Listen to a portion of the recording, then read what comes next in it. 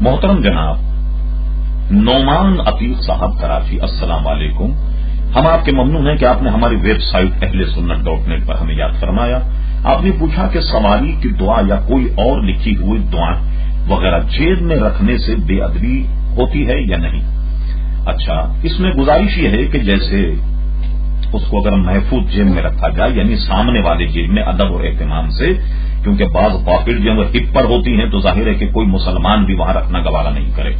سامنے جو کرتے وغیرہ میں جیب ہوتے ہیں ان میں جب رکھا جائے تو اس کے رکھنے کا طریقہ یہ ہے، جو دعائیں قرآنی آیات پر مبنی ہیں اس کو پلاسٹک میں اچھی طریقے سے لپیٹ کر اگر جیب میں رکھا جائے تو اب گنہگار نہیں ہوگا۔ دوسرا آپ نے پوچھا کہ کیا کافر کو کافر کہنا چاہیے یا نہیں۔ تو دیکھیے، ایک تو صورت یہ ہے کہ کوئی کافر جا رہا ہو تو آپ اسے کہنا وہ کافر، وہ کافر، وہ کافر، یہ تو نہیں، بلکہ یہ کہ کافر کو کافر ہی سمجھا جائے گا، اور یہ ضروریات دین سے۔ عام طور پہ جو لوگوں میں یہ مشہور ہے کہ کافر کو کافر نہ کہا جائے، ہو سکتا کبھی اسلام لے آئے تو کیا پھر مسلمان کو مسلمان بھی نہیں کہیں گے کہ آگے چل کے کہیں مرتد نہ ہو جائے، بے ایمان نہ ہو جائے؟